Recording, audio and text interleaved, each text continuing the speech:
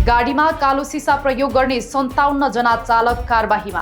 काठमाडौँ उपत्यका ट्राफिक प्रहरी कार्यालयले कालो सिसा प्रयोग गरेर सञ्चालन गरिएका 57 वटा गाडीलाई कारबाही सहित जरिवाना गरेको छ। हिजो उपत्यकाका विभिन्न ठाउँमा सञ्चालन गरिएको विशेष ट्राफिक जाँचका क्रममा कालो सिसा प्रयोग गरेका गाडी चालकलाई जरिवाना सहित कारबाही गरिएको हो। उपत्यका ट्राफिक प्रहरी कार्यालयका प्रमुख एवं प्रहरी वरिष्ठ उपरीक्षक सुरेश प्रसाद काफ्लेले गाडीमा कालो सिसा प्रयोग गर्न नपाइने कानुनी व्यवस्था रहेकोले नियम उल्लङ्घन गर्ने गाडीको निगरानी बढाइएको हो। पछिल्लो समय निजी तथा सार्वजनिक गाडी विशेष गरी माइक्रोबस र ट्याक्सीमा कालो सिसाको प्रयोग बढ्दै गएपछि ट्राफिक प्रहरीले त्यस विरुद्ध विशेष अभियान सञ्चालन गरेको जनाएको छ।